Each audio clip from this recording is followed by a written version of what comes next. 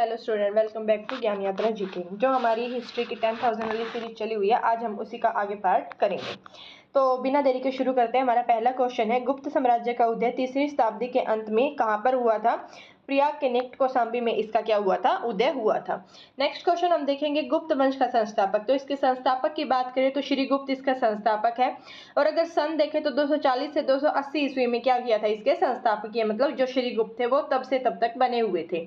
Next हम देखेंगे श्रीगुप्त का उत्तराधिकारी। तो इसके उत्तराधिकारी की बात करें तो वो घटोत्कच हुआ था।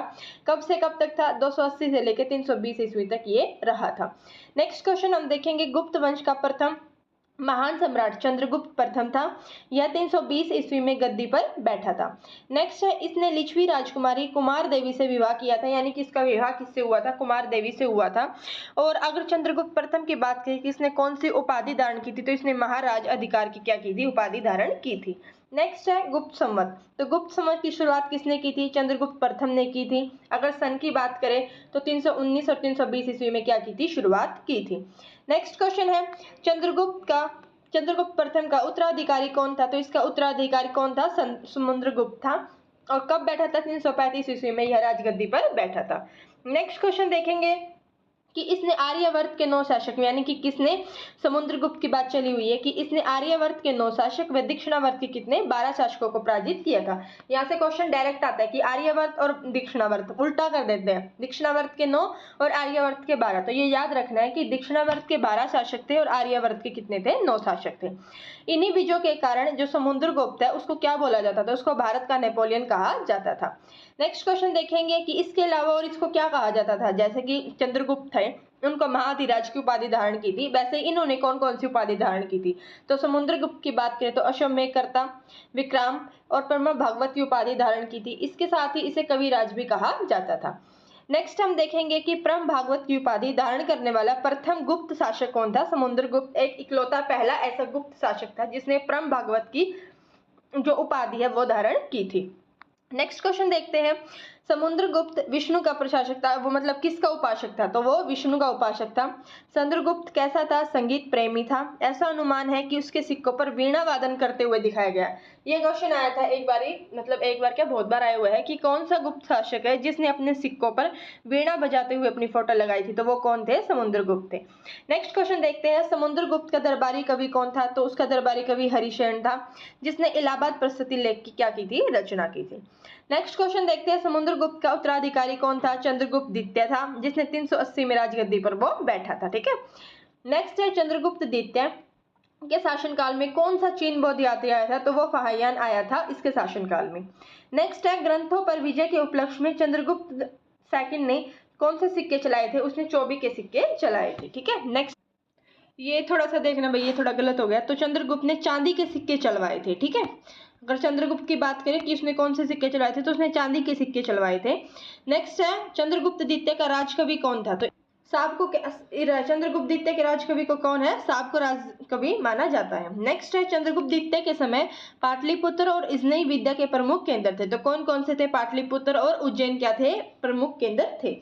नेक्स्ट क्वेश्चन देखते हैं, अनुरुद्धि के अनुसार चंद्रगुप्त द्वितीय के दरबार में कितने विद्वान थे? 9 विद्वान थे। एक मंडली थी जिनको क्या बोला जाता था? नवरत्न बोला जाता था। तो ऐसा क्वेश्चन आता है कि गुप्त काल में किसके शासनकाल में नवरत्न थे? तो चंद्रगुप्त द्वितीय के शासनकाल में क्या थे? नवरत्न थे। कालिदास इसके अग्रणीय थे। कालिदास के अतिरिक्त मतलब ऐसे कौन कौन से थे? 9 उनकी बात की गई है। ठीक है। तो 9 की बात करें तो इसमें थे धनवंतरी, शणक, अमर सिंह, शंकु, बेताल भट्ट, घटकपर और वाहरा मिहिर और वरुचि जैसे विद्वान इसमें क्या थे? शामिल थे। नेक्स्ट हम देखेंगे, चंद्रगुप्त द्वितीय द्वारा चंद्रगुप्त द्वितीय के दरबार में 9 विद्वानों की एक मंडली निवास करती थी। हाँ, ये वही लाइन है जिसको क्या कहा जाता था? नवरत्न कहा जाता था। नेक्स्ट है, गुप्त साम्राज्य का उदय कौशाम्बी में हुआ था। गुप्त वंश का संस्थापक किसे माना जाता है? श्रीगुप्त को माना जाता है। श्रीगुप्त के उत्तराधिकारी की बात करें तो घटोत्कच थे। और गुप्त वंश का प्रथम महान सम्राट कौन था? चंद्रगुप्त प्रथम था, जिसने कौन सी उपाधि धारण की थी? महाअधिराज की उपाधि इसने धारण की थी। नेक्स्ट हम देखते हैं, गुप्त संवत की शुरुआत किसने की थी? तो चंद्रगुप्त प्रथम ने क्या की थी? गुप्त वंश की शुरुआत, गुप्त संवत की शुरुआत की थी। नेक्स्ट है, समुद्रगुप्त को भारत का नेपोलियन क्यों कहा जाता है? उसकी विजयों के कारण उसको भारत का नेपोलियन कहा जाता है। समुद्रगुप्त का दरबारी कवि कौन था? तो हरिशेन इसका दरबारी कवि था। और चंद्रगुप्त द्वितीय के शासनकाल में कौन सा चीनी यात्री आया था? तो फाहियान चीनी यात्री आया था। और नवरत्न को क्या कहते थे? नवरत्न कहते थे, जो चंद्रगुप्त द्वितीय के शासनकाल में थे। ठीक है, नेक्स्ट क्वेश्चन है, चंद्रगुप्त द्वितीय के शासनकाल में कौन सा चीनी यात्री आया था? तो फाहियान आया था। शकों पे विजय की स्मृति में चंद्रगुप्त ने किस धातु के सिक्के चलाए थे? चांदी के सिक्के चलाए थे। नेक्स्ट है, इसके राजकवि का नाम? तो शाब इसके राजकवि का नाम था। नेक्स्ट क्वेश्चन है, चंद्रगुप्त द्वितीय के समय में विद्या के प्रमुख केंद्र कौन कौन से थे? पाटलिपुत्र और उज्जैन क्या थे? इसके शिक्षा के प्रमुख केंद्र थे। नेक्स्ट है, 9 विद्वानों की मंडली को क्या कहते थे? नवरत्न कहते थे। नवरत्नों में सबसे प्रसिद्ध कवि कौन था? तो कालिदास को सबसे प्रसिद्ध कवि माना गया है। नेक्स्ट है, उसमें नवरत्नों में वेद कौन था? तो वेद धन्वंतरी को क्या माना गया है? प्रसिद्ध वेद माना गया है।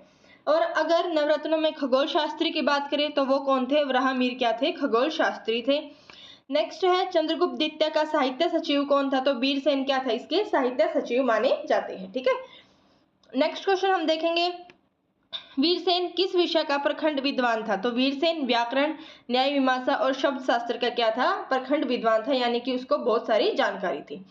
नेक्स्ट हम देखेंगे, चंद्रगुप्त द्वितीय के उत्तराधिकारी कौन बने? तो कुमारगुप्त इसके क्या थे? उत्तराधिकारी थे, जिसने नालंदा विश्वविद्यालय की स्थापना की थी। तो ये क्वेश्चन बहुत बार आया कि नालंदा विश्वविद्यालय की स्थापना किसने की थी? कुमारगुप्त प्रथम ने इसकी स्थापना की थी। नेक्स्ट है, कुमारगुप्त प्रथम का उत्तराधिकारी कौन था? तो स्कंदगुप्त इसके उत्तराधिकारी थे।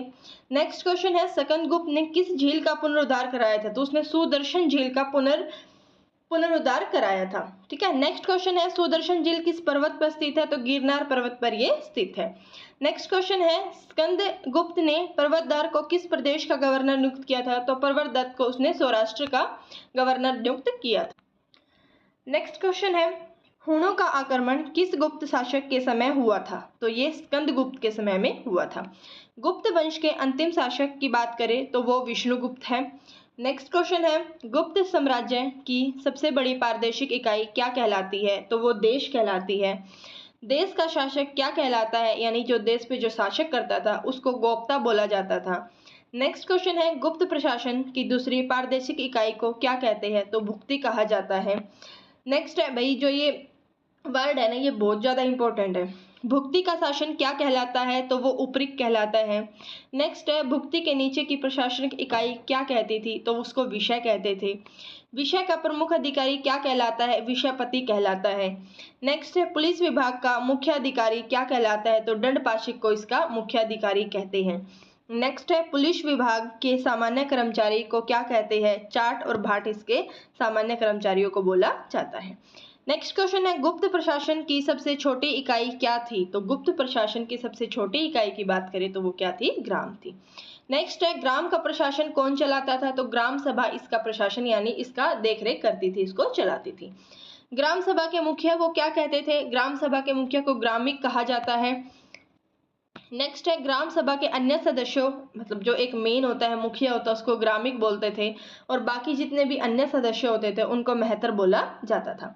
आई होप आप सबको समझ आ रहा होगा। ठीक है, और अगर फिर भी आपको कोई कमी लगे कि भाई नहीं ऐसे करना था, तो मुझे कमेंट बॉक्स में जरूर बताना कि हम मतलब किस तरह मैं अपनी वीडियो में और सुधार लेके आ सकती हूँ।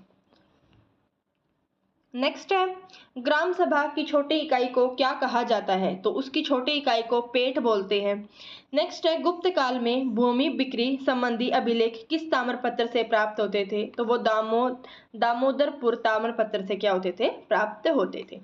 नेक्स्ट है, भू राजस्व कुल उत्पादन का कितना भाग होता था? तो 1/4 से लेके 1/6 भाग इसका होता था। नेक्स्ट है, कृषि करने योग्य भूमि को क्या कहा जाता है? उसको अक्षेत्र बोला जाता है। नेक्स्ट क्वेश्चन है, बंजर भूमि को क्या कहा जाता है? तो वास्तु कहा जाता है। पशुओं के चरने योग्य भूमि को क्या कहा जाता है? चारागाह बोला जाता है। जोतने योग्य नहीं भूमि को क्या कहा जाता है? यानी कि जिस भूमि पे कृषि करते हैं उसको उसको अक्षेत्र बोला जाता है। व जिस भूमि पर कृषि नहीं की जाती उसको खील बोला जाता है। जंगलों वाली भूमि को क्या कहते हैं? उसको अपृहत बोला जाता है। तिगवा का विष्णु मंदिर किस राज्य में स्थित है? मध्य प्रदेश में स्थित है। भूमरा के शिव मंदिर की बात करें तो वो भी मध्य प्रदेश में स्थित है। नचना कुटार का पार्वती मंदिर कहाँ पर है? मध्य प्रदेश में स्थित है। नेक्स्ट है, देवगढ़ का दशवांतर मंदिर किस राज्य में स्थित है? तो वह उत्तर प्रदेश में स्थित है। भीतर गांव का ईंटों से निर्मित मंदिर किस राज्य में स्थित है? उत्तर प्रदेश में स्थित है। गुप्त काल में रजत या चांदी मुद्रा को क्या कहा जाता है? तो गुप्त काल में चांदी के सिक्कों को रूपक बोला जाता है। नेक्स्ट है महत्वपूर्ण गुप्त काल का सर्वाधिक महत्वपूर्ण व्यापारिक केंद्र कौन सा है? तो उसको उज्जैन इसका व्यापारिक केंद्र है। नेक्स्ट क्वेश्चन की बात करें, गुप्त राजाओं की स्वर्ण मुद्रा यानी कि गोल्ड सिक्कों को क्या कहा जाता था? दिनार बोला जाता था व चांदी के सिक्कों को रूपक बोला जाता था। नेक्स्ट है गुप्त काल में जाति के रूप में कार्यंत वर्ण कौन सा है? तो ब्राह्मण वर्ण है। आश्रम व्यवस्था में पहला आश्रम कौन सा है? तो ब्रह्मचर्य का है इसका पहला आश्रम माना जाता है। नेक्स्ट है शूद्र जाति के लोग अपने देवताओं की पूजा किस पुराण से करते हैं? तो मार्कंड पुराण से इसकी क्या करते हैं? पूजा करते हैं। 510 ईस्वी के अभिलेख से किस शासक की हुणों पर विजय का उल्लेख मिलता है? तो भानुगुप्त पर शासक की हुणों पर विजय का उल्लेख मिलता है।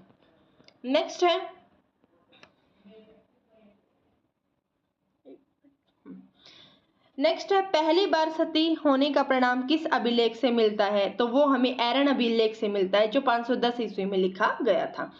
नेक्स्ट क्वेश्चन की बात करें, एरन अभिलेख किस घटना का उल्लेख मिलता है? तो उसमें किसी भोजराज की मृत्यु पर उसके पत्नी के सती होने का अभिलेख मतलब का वर्णन मिलता है, उसकी घटना मिलती है।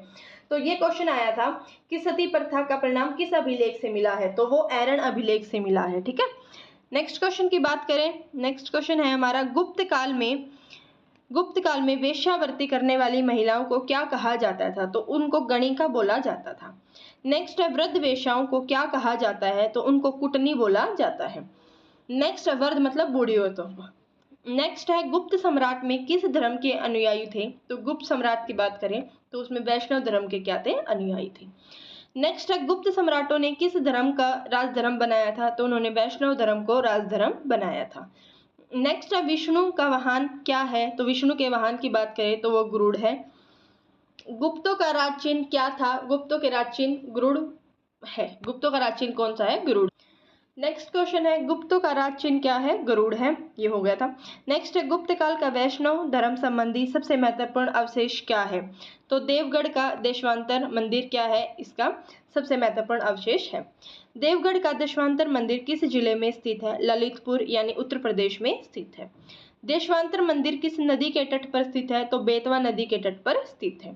नेक्स्ट, अजंता में कुल कितनी गुफाएं निर्मित की गई है? तो अजंता में टोटल 29 गुफाएं निर्मित की गई है। और नेक्स्ट क्वेश्चन की बात करें, अजंता में कितनी गुफाएं शेष है? तो 6 गुफाएं क्या है उसमें शेष है। शेष का मतलब ये है कि जब स्टार्टिंग में गुफाएं बनी थी तो वो 29 थी, लेकिन आज के टाइम पे कितनी बची हुई है? तो आज के टाइम की बात करें तो वर्तमान में सिर्फ 6 ही गुफाएं बची हुई है, बाकी सारी क्या हो गई है? खत्म हो गई है, नष्ट हो गई है। नेक्स्ट की बात करें, अजंता की कौन सी गुफाएं गुप्त कालीन से रिलेटेड है? तो गुप्त काल की बात करें तो गुफा नंबर 16 व 17 क्या है? गुप्त काल से रिलेटेड है। नेक्स्ट क्वेश्चन की बात करें, अजंता की गुफा की संख्या 16 में किसका चित्र प्रसिद्ध है, यानी किसका डायग्राम बहुत ज्यादा फेमस है? तो मरणासन राजकुमारी का डायग्राम है वो बहुत ज्यादा फेमस है। नेक्स्ट है, अजंता की किस गुफा में चित्रशाला कहा गया है? तो उसको गुफा नंबर 17 को चित्रशाला कहा गया है। नेक्स्ट क्वेश्चन की बात करते हैं, चित्रशाला किस गुफा को कहा जाता है? तो अजंता की गुफा नंबर 17 को चित्रशाला कहा जाता है। नेक्स्ट क्वेश्चन की बात करते हैं, गुफा संख्या 17 में किन घटनाओं से संबंधित है? तो वह बुद्ध के जन्म, जीवन, महानिष्करण व महापरिनिर्वाण से संबंधित है। ठीक है, नेक्स्ट क्वेश्चन हम देखते हैं, एक मिनट। हाँ, नेक्स्ट क्वेश्चन की बात करें तो नेक्स्ट क्वेश्चन है, अजंता की गुफाएं बौद्ध धर्म की किस शाखा से संबंधित है? तो अजंता की गुफाओं की बात करें तो महायान शाखा से क्या है? ये रिलेटेड है। नेक्स्ट है, गुप्त काल में निर्मित अन्य प्रसिद्ध गुफा कौन सी है? तो बाघ की गुफा क्या है? प्रसिद्ध है। नेक्स्ट है, बाघ की गुफा कहाँ पर स्थित है? तो ये बाघ यानी जिला धार और एमपी में स्थित है। नेक्स्ट क्वेश्चन की बात करते हैं, बाघ की गुफा किस पर्वत को काटकर बनाई गई है? तो यह विंध्य पर्वत को काटकर बनाई गई है। पंचतंत्र का नाम तो सबने सुना ही होगा, उसके रचयिता कौन है? उसके रचयिता की बात करें तो विष्णु शर्मा क्या है? उसके रचयिता है। लैंग्वेज की बात करें तो वो संस्कृत भाषा में लिखी गई है। ठीक है, नेक्स्ट क्वेश्चन है, संसार का सर्वाधिक प्रचलित ग्रंथ कौन सा है? यानी बहुत फेमस ग्रंथ है ये पंचतंत्र। बाइबिल के बाद दूसरा सर्वाधिक प्रचलित ग्रंथ कौन सा है? तो पंचतंत्र है जो बाइबिल के बाद आता है। नेक्स्ट क्वेश्चन की बात करते हैं, पंचतंत्र को कितने भागों में बांटा गया है? तो इसको 5 भागों में बांटा गया है। नेक्स्ट है पंचतंत्र का प्रथम भाग कौन सा है, तो मित्र भेद क्या है, इसका प्रथम भाग है। सेकंड भाग की बात करें तो मित्र लाभ क्या है, इसका सेकंड भाग है। नेक्स्ट क्वेश्चन है, इसके तीसरे भाग की बात करें तो संधि विग्रह, और चौथा है लब्ध प्रणाश क्या है, इसका पंचतंत्र का चौथा भाग है। और लास्ट और पांचवा इसका भाग है अपृष्ठव कारितव क्या है, इसका लास्ट और पांचवा भाग है। ठीक है, नेक्स्ट है आर्यभट्ट ने कौन से ग्रंथ लिखे हैं, तो आर्यभट्ट के ग्रंथ की बात करें तो उसने आर्यभट्टियम और सूर्य सिद्धांत क्या है, 2 ग्रंथ लिखे हैं। नेक्स्ट क्वेश्चन है, सूर्य ग्रहण और चंद्र ग्रहण के वास्तविक कारण किसने बताए थे, तो आर्यभट्ट ने इसके बहुत पहले के टाइम पर इसके क्या कहे थे, वास्तविक कारण बता दिए थे। आर्यभट्ट की बात करें तो कौन थे, प्रथम भारतीय नक्षत्र वैज्ञानिक यानी खगोल शास्त्री माने जाते हैं आर्यभट्ट, जिसने जीरो की खोज भी की थी। नेक्स्ट है पृथ्वी अपनी धुरी पर घूमती है, यह घोषणा सबसे पहले किसने की थी, तो यह घोषणा सबसे पहले आर्यभट्ट ने कर दी थी। ठीक है, नेक्स्ट क्वेश्चन है वारामर की प्रसिद्ध पुस्तक का नाम बताइए, तो इसकी अगर प्रसिद्ध पुस्तक की व्रत संहिता क्या है, व्रत संहिता क्या है, इसकी प्रसिद्ध पुस्तक है। नेक्स्ट हम देखेंगे कि इसमें किस किस विषय पर चर्चा की गई है, तो नक्षत्र विद्या, वनस्पति शास्त्र, प्राकृतिक इतिहास, भौतिक भूगोल, पशु चिकित्सा और भूकंप विज्ञान आदि का क्या मिलता है, इसमें उल्लेख मिलता है। ये सब्जेक्ट है इस बुक में। वारामहिर ने कौन से ग्रंथ लिखे हैं, तो ग्रंथ की बात करें तो पंच सिद्धांत, वर्ण संहिता और लघु जातक क्या लिखे हैं, इसने ग्रंथ लिखे हैं। नेक्स्ट क्वेश्चन की बात करें, न्यूटन के गुरुत्वाकर्षण सिद्धांत की पूर्व कल्पना किसने कर दी थी, यानी जब न्यूटन ने ग्रेविटी सिद्धांत के बारे में बताया उससे पहले किसने बता दिया था, तो उससे पहले वारामहिर ने इसकी कल्पना कर चुके थे। नेक्स्ट है वारामहिर किस क्षेत्र के महान वैज्ञानिक थे, तो ये खगोल विज्ञान और गणित से रिलेटेड थे और इसके क्या थे, महान वैज्ञानिक थे। पृथ्वी अपनी शक्ति से वस्तुओं को आकर्षित करती है, यह विचार किसने दिया था, तो यह विचार वारामहिर ने दिया था, यानी कि इसने ग्रेविटी बहुत पहले ही बता दी थी।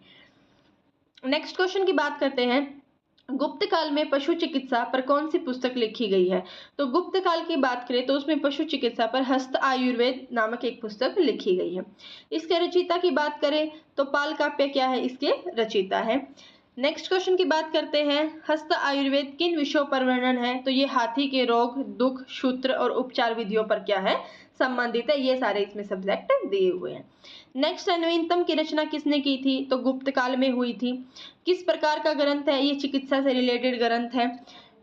नेक्स्ट क्वेश्चन की बात करते हैं, नवीनतम में किन राजाओं का उल्लेख मिलता है, तो ऐतिहासिक परमारा राजाओं का क्या मिलता है, इसमें उल्लेख मिलता है।